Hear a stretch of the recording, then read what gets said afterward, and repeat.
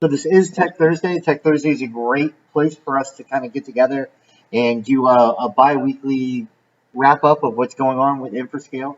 Talk about the new things that are going on, talk about changes, talk about software updates. As we can see, we have our senior VP of Sales on today. He's our special guest, Tom. So we're going to jump in and chat with him. So we take a look at the agenda for today.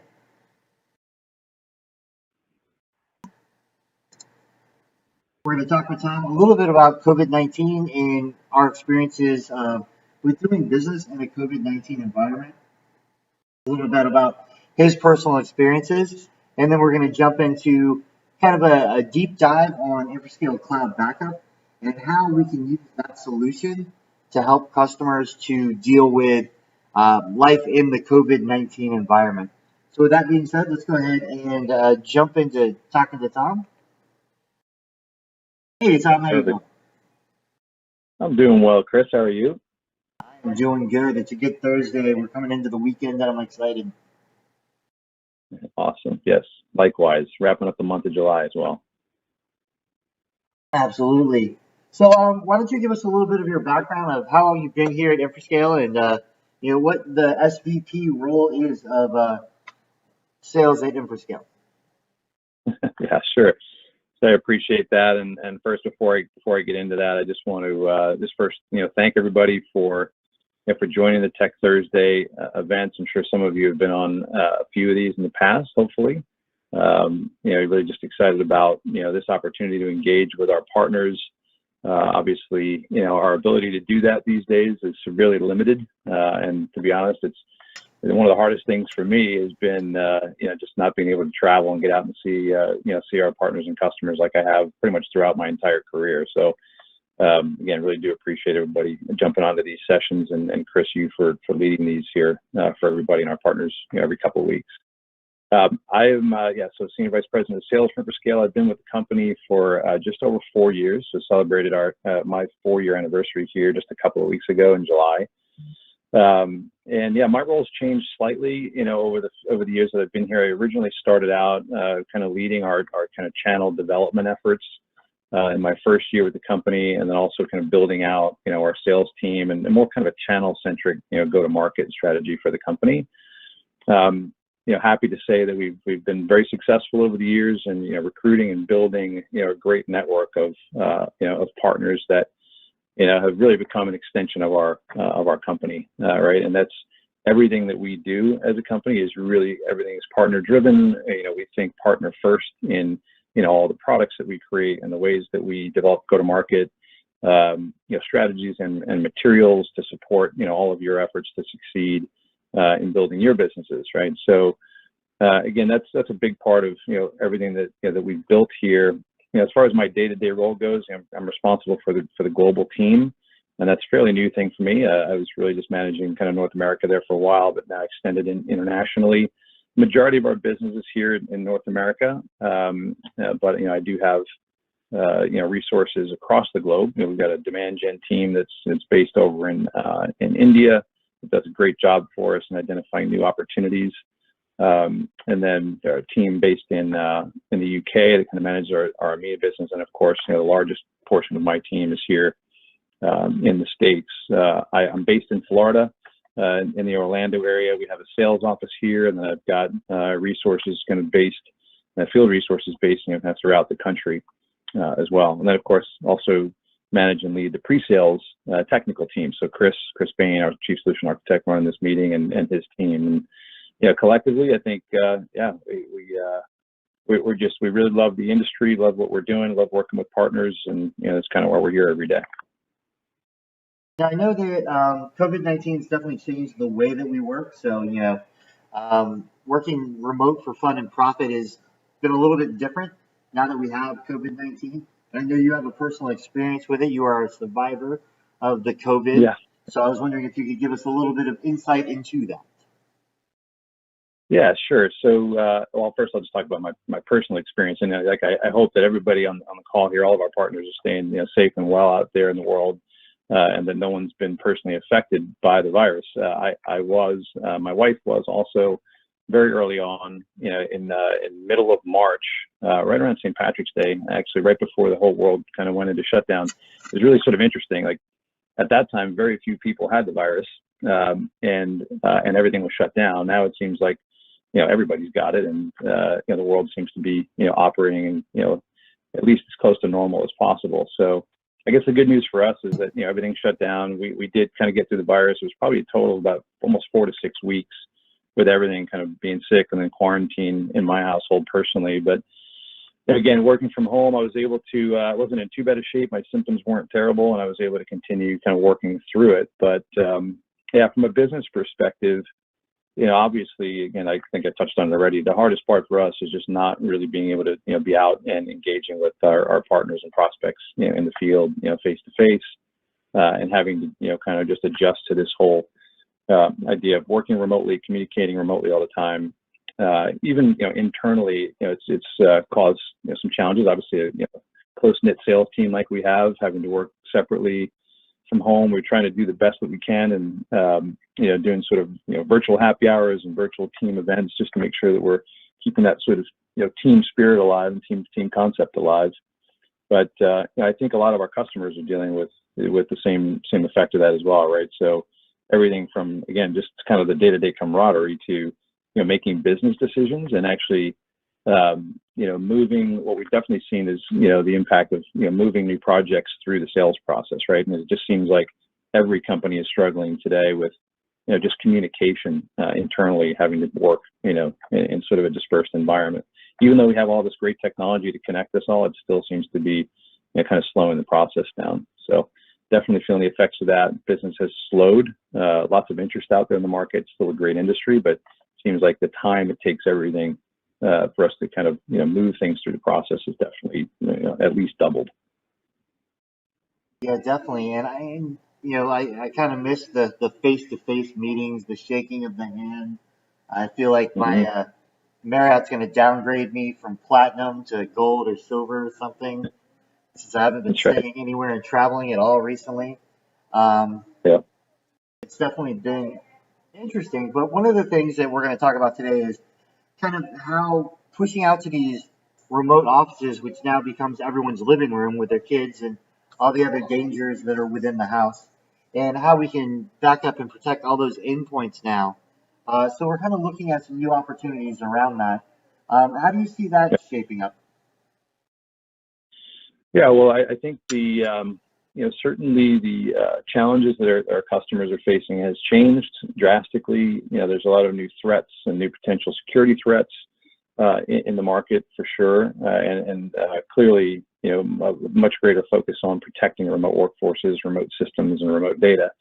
And I know you're going to talk a lot more about that. But the one thing that I will say here before I take up too much time here during the session is, one of the big things I want to do is just make sure I came on this call today and introduce myself to everybody. We're obviously learning through this whole process, and we again consider all of our partners an extension of of our sales force and of our team, and really just wanted to open up lines of communication. As we look and better understand the new threats in the market and what our customers need, to really protect their most valuable asset. Again, I think we can collaborate and help each other, understand and identify new opportunities, within your customer base. Make sure that our messaging and the things that we're doing to support your efforts are aligned. And ultimately, we can't really get into it too much today, but really want to open up that line of communication. So at any point in time, feel free to reach out to me or anyone on my team to talk about ideas that you have that that we can do to help you and help you grow your business. I mean, ultimately, our success or your success is our success, right? And that's really what we're here for. Some of the areas where we've seen, just as an example, certain markets and certain verticals where we've seen some recent wins, certainly in financial services. That business seems to be still pretty successful, hasn't been as hurt by this pandemic as some others. Healthcare, obviously, even though they've got their hands full, protecting data and patient systems has never been a more important topic for healthcare services. And then, of course, manufacturing is another area where where we see great opportunity. Any business that you can look at, downtime and interruption in their operations and quantify that in terms of real dollars and impact to their bottom line is where, a product like, or solutions like Infrascale's can help, eradicate that downtime and make sure that those companies are able to stay operational and productive and profitable ultimately. So again, the last thing I just want to relay is, please feel free to reach out anytime. Again, either through my team or to me directly. I think my email address will be on here at the end of the slide deck after Chris's piece. But would love to collaborate and just talk about ways that we can help, build our businesses together. Excellent. So before you disappear, I do have one story I want to give. At one point, I got a call from Tom, and Tom was like, "Hey, my wife accidentally ran over my laptop. Is there any chance we can get the data back?" And so that was kind of a great use of using our solutions, eating our own dog food, and bringing back something. So we were able to get all of Tom's data back, even though I don't know exactly how the laptop got ran over. Maybe you can give us some insight on that. But it was kind of funny. He brought it to me in like the shape of a U, and I was like, "Oh, that's not good." So I believe there was a soccer game for the girls. Your daughter's involved, and your wife backed over it or something like that. Yeah, it's close to that. It was right around when we started working from home, and I was kind of splitting my time from the office and home. I had my laptop bag, came home, went to go take trash cans out from the garage, set my laptop bag down in the garage, and right at that same moment, my wife was coming home from work, didn't see the bag in the garage, and just drove our Jeep right over it. And she realized once the Jeep wasn't quite pulling into the garage as smoothly as it usually does, that there was something in the way. But by that time, my laptop was in the shape of a U, and fortunately, Chris was able to recover everything on there, years worth of information and data. So kind of a funny, like right as COVID shutdown was starting, perfect example of me, losing my laptop and having to have it replaced. So thanks, Chris. No problem. All righty. Well, thanks for joining us. Let's go ahead and jump into looking at the Infrascale direct-to-cloud backup solution. So I do have a couple of slides we'll go through. We have a couple of demos we're going to take a look at to go ahead and see a little bit more about the direct-to-cloud solution that Infrascale offers. So I have been in IT for about 20 plus years at this point, and I've seen everything from back in the day when we used to use modems to back up all of our data and to connect to the corporate internet to modern day where we have high-speed internet. And back in the day, direct-to-cloud was not an option, right? We just didn't have the bandwidth to be able to push that much data up to the cloud. Now we can. So we can easily back everything up, and we can even recover that data in seconds back down from the cloud. And when we talk about a direct-to-cloud solution, we're talking about something that backs up endpoints.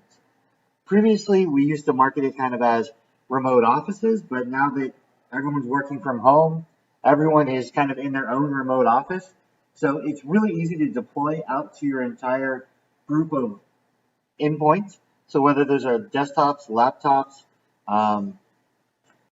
workstations, bring your own device kind of things, which we're seeing a lot more of because a lot of people are now sold out of laptops. So everyone's just using whatever devices they have to be able to get work done. And we also include within that now our ransomware detection and remediation. What's really cool about that is because everyone's now their own IT department working from their homes, they're a lot more susceptible to getting ransomware and something like that in their environment. As we're talking about this, there's really three questions I want you to think about. One is, what would you do if your work laptop was lost or stolen? Do you have a backup? Can you find your laptop? Can you easily erase the data that's on that laptop? And then how easy is it to do all of that? Next is ransomware. Do you know if you have ransomware right now on your laptop? Do you know how to recover to the last point before your ransomware? Do you recover a single file or a group of files? And even if you currently have a backup solution, is there an air gap technology implemented where it's not going to encrypt those backups you have of your laptop? And last but not least, how easy is it for you or your IT support team to do all these things, right? to recover from any point in time, to look at different versions, to manage the cloud backups, you know, and my agenda here is based off of those topics, right? So first we're going to talk about ease of use. We're going to look at that. We're going to look at security. We're going to look at management. We're going to look at, under ease of use, how easy it is to pick what data you want to back up, where you want to back that data up from, and then how quick and easy is it to recover that data. Then we're going to take a look at security. So with ransomware, how easy is it for us to detect that you have it and notify you? How easy is it for us to show you where your device is and erase that device, and then to enforce using encryption and authentication, multi-factor authentication. And then last but not least, since I actually have been in this industry for so long, what about all the parts of managing it? We're all probably familiar with the term shelfware. So that's when you buy a solution and it's so hard to implement, it just sits on the shelf. Well, we want to make sure it's easy to automate, install, and deploy the solution, manage it. Make sure to monitor and report on it so we know that it's doing exactly what we want it to be doing. And we're going to go through all of these here real quick. So here's our actual agenda. First, we're going to jump into the end user experience. Right now, here's on the left, all the different endpoints that we support. So whether it's a Mac or an Android or a Windows device, we support backing it up. We can do desktops, laptops, servers. And then we also support backing up different applications, as we can see in that middle column under software. Down the top right, we're going to go over how to pick what content we want to protect. And then on the bottom right, we can see we can also do a local backup copy. So if you didn't actually get affected with ransomware or something like that, maybe just someone deleted a file and they want to get it back, we have an easy and lightweight way to be able to recover that data.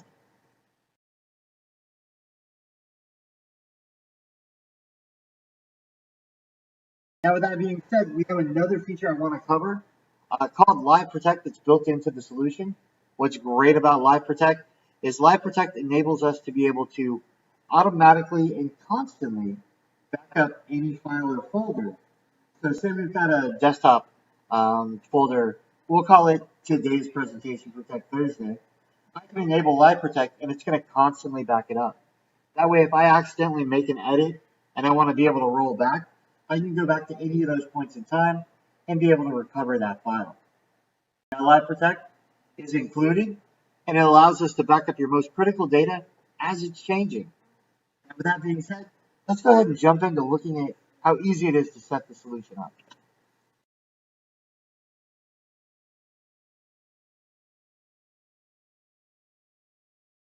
Now, this is the interface that we have for doing our backups. As we go in, we have a couple different methods that we can use to back up data. Right here, we're able to see this is to back it up by file type. Now, this is going to be type of file. So it's not documents, pictures, videos, or something like that. It's actually looking for different document types and backing up those files based off their extensions. So docs would be DOCs, DOCXs, text files, images would be JPEGs and stuff like that. This does use our scanner technology, so it's going to go out and scan. As you can see at the top, I have it set to all folders, but I could say just my personal folders are not scanned. Another option that we have to back up files here is based off the directory they're in. Maybe I want to back up everything under C:, documents, and settings. Oh, now it's going to back up everything under there regardless of the file type. But what if I wanted to live protect that folder?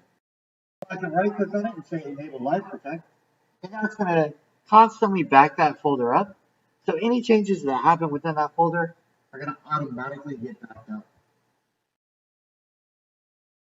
Again, we have those two different methods. We have the scanner method, which again, we can enable or disable. It's going to look for file types, which is the most efficient. And this is going to actually just back up a specific directory that we picked or enable us to do live protect on that directory. And here's the last part of this wizard to set up backups. We can choose, as you can see on the left, to run a backup at the end, to back up without user intervention. We can also put in credentials. Here on the right, we can also put in a place that we want to back up to that might be local. So here I'm going to put in a NAS that I'm going to back up to locally. We also have the ability to set our schedule and to set some of our retention settings here. Now when we hit finish, because we did tell it we wanted to do a backup, we can go ahead and run that backup right now and go ahead and do that first backup right after we finish running this wizard. Now this is an example of being able to do this at the client side. You do have the option to control all this from the MSP side. So you can actually disable the client from being able to see this or configure any of their backups. With that being said, let's go ahead and take a look at restoring data. Now, restoring data is probably the most important part, right? Backing it up, that's nice. But being able to get it back nice and easy and to be able to pick what version you want, that's really the important part. So here we can see the local client and we can see the cloud dashboard version. We're going to jump into our second demo here and take a look at doing a restore. So here we can see we've got the client back up and running. I'm going to go ahead and go up to the top right and go to View/Restore and choose to do a restore of some data. Now I am located in the Orlando office. So I know that I want to take and find a photo from the Orlando office. So I'm going to put Florida in my search. I'm going to pick the dates that we were back in the office. And here we go. We can see, all right, these are the ones. Here's our team picture. We've got multiple different versions out there. I don't know what version I need.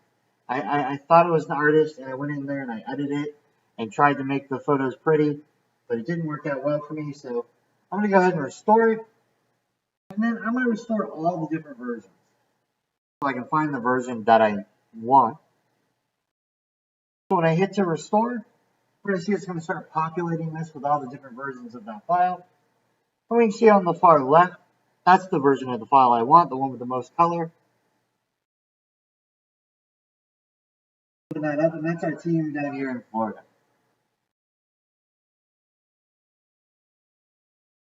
Now, what if I didn't have my laptop or my endpoint device and I needed to recover something? Well, I can always go to the web portal. And again, this is if you enable this for your customers. Now, when I click on cloud data, I'm able to go out there and actually find the exact same information. So I can see my laptop, I can drill down, and I can do a search and find the file that I want and be able to recover it.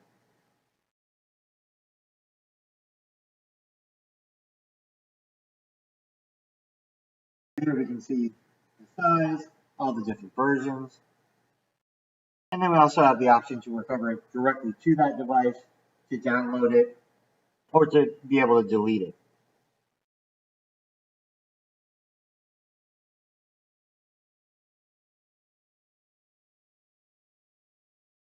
Now, with that being said, let's go ahead and take a look at ransomware protection.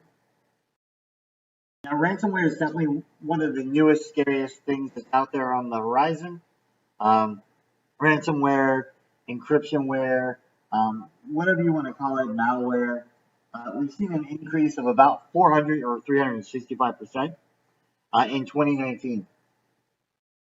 Every 14 seconds, a business is falling a victim to ransomware. And on the bottom right is kind of the scariest statistic. 60% of the businesses are closing. So to be able to help protect all those businesses and make sure that they stay up and doing business and they don't have to close. Here we have our ransomware detection. So we're looking out there for a couple of different things. This is an example of our email alerting. One option we have is to look for anomalies in files that are out there. So we can say, all right, these files are known to be part of ransomware. We're going to alert you to that so you know that it's potentially in your customer's environment. The other one's more geared towards zero-day attacks. So that's on the right side. And that's where we're looking at the amount of files that we're backing up. How many files have changed?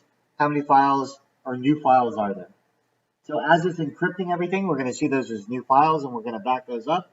We're going to alert you, hey, Tom usually changes 100 files. Today it changed 1,000. And you know that something's up there. Now we also offer this alerting within our solution. So right here we can see this is within our dashboard, the different alerts that we offer. We'll actually show you what the threshold is. We'll show you the anomaly, and then we'll give you additional information if you want it. Now with that being said, let's go ahead and take a look at how easy it is to set up ransomware detection. Now again, we're going to log into our dashboard. Our dashboard does have multiple tiers to it. So right now we're in at the partner level. So we're going to go look at monitoring here. And we'll scroll down to the ransomware alerting section. And that's where we can turn on ransomware alerting. And we can also set what I like to call our paranoia level. So as we can see, we've got the slider bars that go from 0 to 5. We can set those where we want it to alert you. Now, as I highlight this, we can see the higher up we turn it, the less amount of files need to change before it alerts us.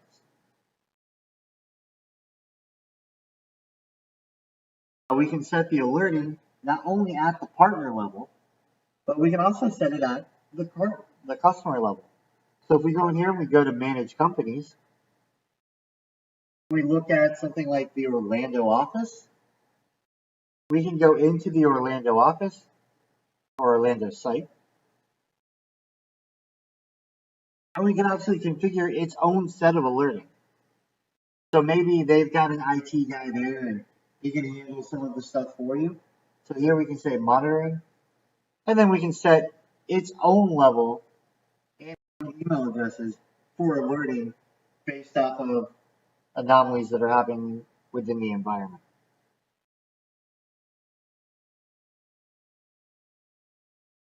Now, what's great about this, and one of the things I've heard is from a lot of customers, the hardest part of recovering from a ransomware attack is, all right, well, when did we get infected? And how do I know what point in time to recover back to? Well, this is a great indicator as to when that infection came in and when you need to go back to be able to do that recovery. Now, if we look, we can go into our reporting and we can say, I want to look for backup anomalies. Show me all those anomalies. Now, I am Chris Bain. I am an IT guy. So I commonly, as you can see by this chart, am downloading ISO images, moving around tons of files. So it's very frequently that I trigger this alert. Now, our regular users, our Salesforce, everyone else within the company, they don't commonly trigger it as much as I do. It's just because of the nature of my job that I commonly trigger the anomaly detection. Now, with that being said, how hard is it to recover? Right here, we can see it's 4 clicks to be able to recover. We can easily go in, pick the date and time, pick what we want to recover, whether it's all the files and push them back to the original, or put them to a new location to be able to get back up and running to that point in time. When it comes to ransomware, there's multiple ways that we actually protect you from this. So earlier I had mentioned air gap. I didn't really get in depth in it. So first we're going to talk about preventing. So here we air gap the data. So we're going to push the data up through our client. So there's no way that encryption can get to the cloud copy and encrypt that cloud copy of the data. Second, we're going to treat. So what does that mean? We have infinite versions of your files that you can roll back to. So even if the encryption came in and sat there for a while and we backed up those encrypted versions of the file, we're still going to be able to recover that data. And then last but not least, secure. Secure, you can enable it so that an end user doesn't have access to delete their data. Now, why is that important? Well, what if they got compromised and all their files got downloaded including their passwords.txt, which we know none of us ever have on our desktop, and they could get their credentials to log into the Infrascale dashboard. You can actually enable it so that they're not able to delete that data from the dashboard. Now let's talk about a customer example. So we have an MSP that sells point of sale solutions, and if you go into a business and you want to buy something and they can't take your credit card, I don't really carry cash anymore. You're going to move on to that next business. Now, in this particular example, they had 5 of their retail clients with the POS systems in place that got infected with ransomware over a couple of months. 3 of them were running Infrascale solution. 2 were running one of our competitors. The ones running the Infrascale solution, they were able to get back up and running within hours. So that's kind of an inconvenience. That's not really a disaster recovery event. Now, the ones that were not running our solution, they were actually down for multiple days and lost over $100,000 worth of business that they're estimating. Now, that is a disaster. So to be down for minutes or hours, inconvenience. To be down for days, that's a really big problem. So it's definitely great to have a plan in place before you run into it. And again, this goes back to that 60% of businesses that get hit go out of business. This is just a good example of if you don't have this solution, we can lose hundreds of thousands of dollars per day. Even at a smaller brick and mortar kind of business, if our POS system goes down. And next, we're going to jump into security. We covered this lightly earlier, but we have the ability within the solution, and it's built in and it's included, so it's not an extra charge, to be able to find where the last time that device checked in was. So maybe you lost it, maybe you forgot it, maybe it's sitting in a cab somewhere. This can help you be able to locate that device. You have multi-factor authentication, so making sure that no one else can log in, even if someone's got a sticky note with their password on the bottom of their laptop. And then last but not least, we can wipe that device. So we can either wipe the full device or just wipe the data that's on that device. Now with that being said, I want to jump into different security settings that we have for setting up accounts. So here you can actually enforce this from deploying the solution, or the customer can configure it on their own. But when they log in or when you set up the account, you can configure it in a couple of different ways. One of them is going to be a regular account. That's probably our most common. That lets you be able to go out there and recover the data and store it for them. So that's the most feature-rich version of an account. Next, we have UltraSafe. UltraSafe is going to lock it down to being able to know their credentials to log into the dashboard. The last one, UltraSafe Max, that actually, they create a password on their device, and that is never shared with Infrascale or you or anyone. So there's no way to recover that data without that passphrase. So that is by far the most secure way to handle the data and to be able to encrypt it and make sure that no one else can see it. Now, what does that look like when we actually go into the dashboard? So here we can see, we'll look at Chris Bain, we'll look at my account. I can log into the Chris Bain account. I can go out and I can see all the data that's been backed up. When I click on cloud data, and then I'd be able to recover any of that data for that user and help them. Now this is probably the most common way that we have this configuration set up. But we do have options that are more secure. So here if we look at Adam,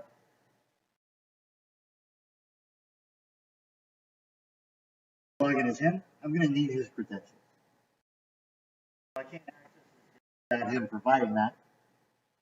And then last but not least, Russ, our CEO, I can't get to his data at all without Russ providing me those credentials. Agent, and then also having that de-encryption passphrase.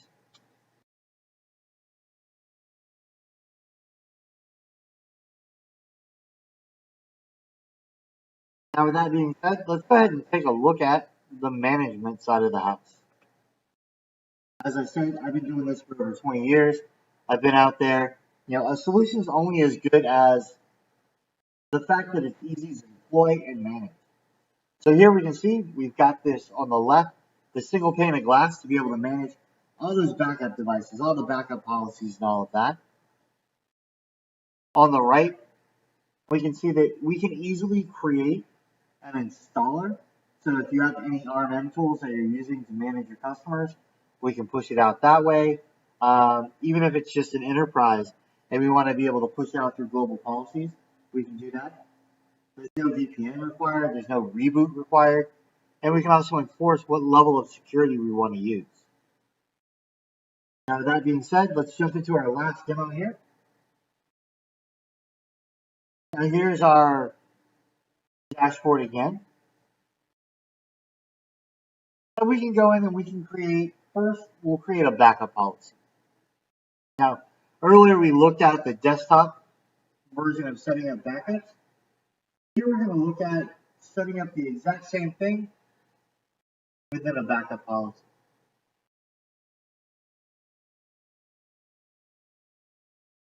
So first we'll come up here to manage. We'll say we want to create a backup policy.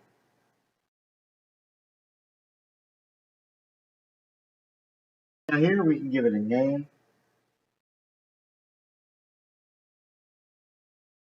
And then we can go out and tell it, all right, do we want to scan all folders or personal folders? Again, same information as earlier. What types of files do we want to back up? What's the age of files we want to back up and include? So we can say, all right, we don't want anything that's older than 5 years or anything bigger or smaller than a certain size. Here we can do backup sets where we're going to go out and, again, pick files and folders that we want to back up and protect. We can also enable live protect at this level. Here we have our settings as to what we want to do to back up.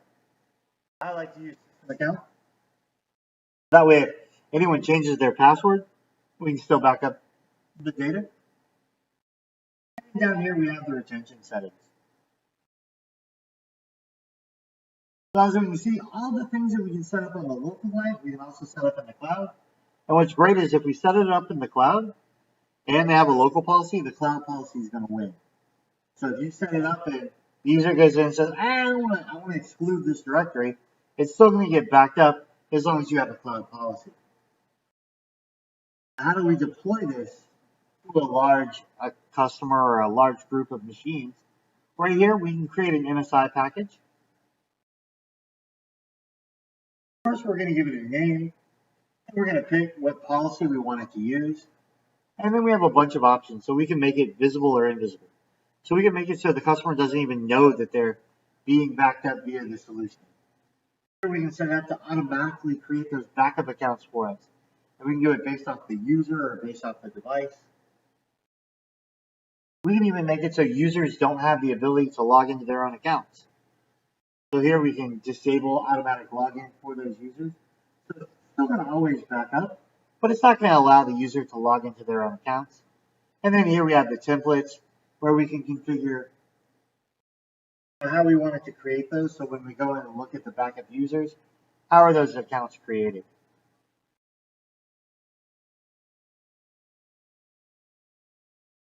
Now, last but not least, on the far right, we have the expiration date. I get asked a lot of times, why would I set up an expiration date? Well, we come out with new versions of the software at least every 6 weeks. So you're going to want this to expire every 3 to 4 months at a bare minimum, so that you know that you're always pushing out the latest and greatest version of this client.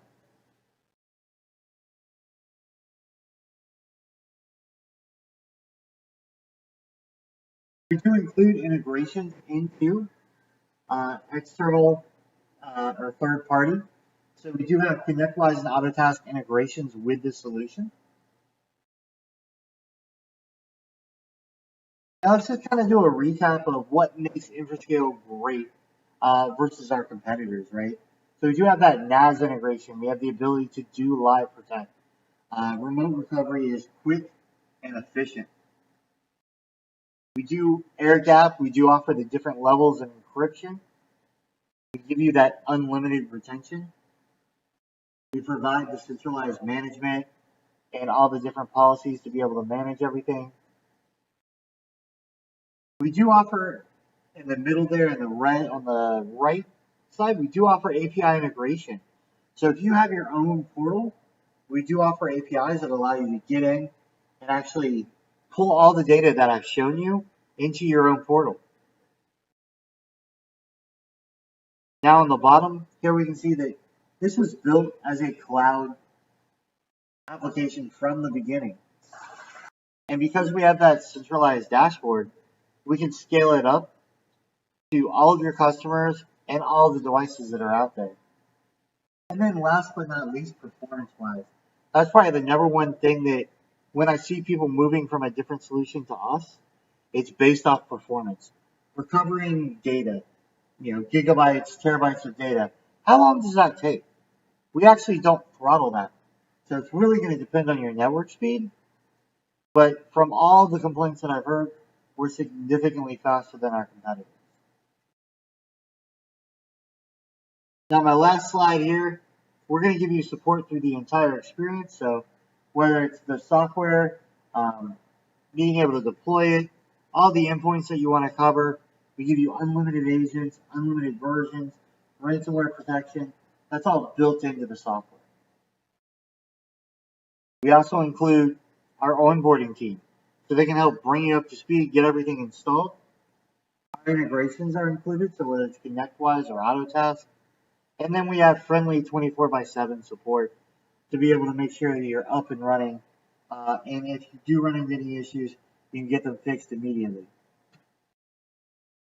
So my last slide here, I'm actually going to recap on my 3 questions I started with. What would you do if your laptop was lost or stolen? Well, with this solution, it's easy to make sure that you're backing up the data you want. You can erase that data if your laptop gets lost or stolen, and you can locate it to see if maybe it got misplaced. With ransomware, we can detect it coming in. We give you that unlimited versions to recover from, and we air gap it so that we know that the data in the cloud is not getting encrypted with the ransomware that you have locally. And last but not least, how easy is it to do all of these things? Well, we offer up the APIs so you can integrate it with your own tools. We have the third-party integrations. We have all the alerting via email, via our dashboard. So, we're confident this isn't going to become shelfware. It's going to be something that's easy to deploy, easy to manage, and easy to report on.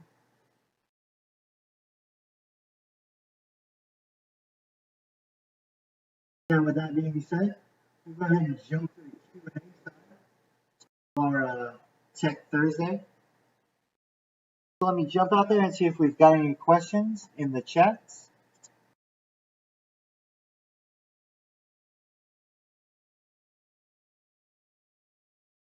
So it looks like we do have a question here.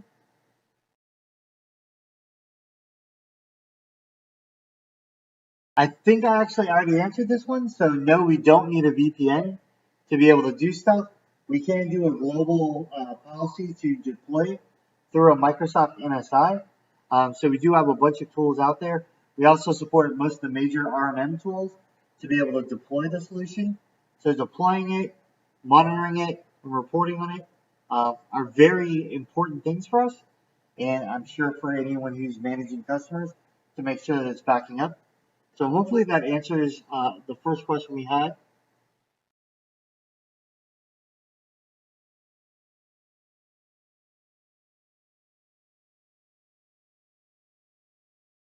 Now, with that being said, I do see a question about licensing. So if you have any licensing questions, go ahead and reach out to your sales rep. It's really easy to find your sales rep. You can go to infrascale.com and reach out there and say that you need to talk to your sales rep. And they're going to be able to talk to you about licensing. A couple things I will touch really quickly is because we are backing up to the cloud, it is a shared pool of storage that you can use across all of your different companies that you're supporting. So it's a very easy to license and configure. we only charge for the amount of terabytes that are backed up to the cloud, not how many agents are out there. So if they have tons of different machines or devices that you want to be able to protect that have a little bit of data, that really doesn't change the licensing versus if they had a few giant machines.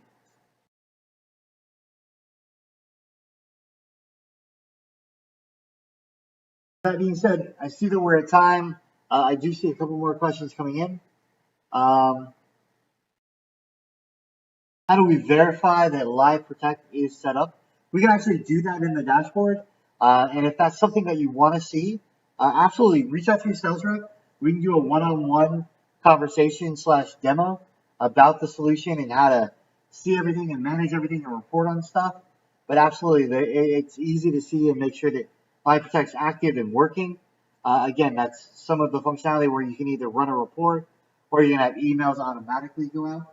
But I do see that we've passed our 45 minutes, so I'm going to go ahead and shut things down. And if you do have any further questions, shoot me an email, reach out to your sales rep, and they'll be able to help you also.